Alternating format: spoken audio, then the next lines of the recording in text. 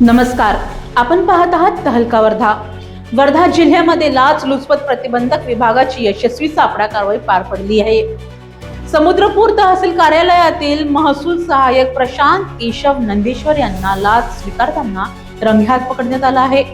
जन्म प्रमाणपत्र मिळवण्यासाठी नगरपंचायतीला आदेश काढून देण्याच्या मोबदल्यात 5,000 रुपयांची लाच मागितल्याची तक्रार लाचलुचपत प्रतिबंधक विभागाकडे दाखल करण्यात आली होती।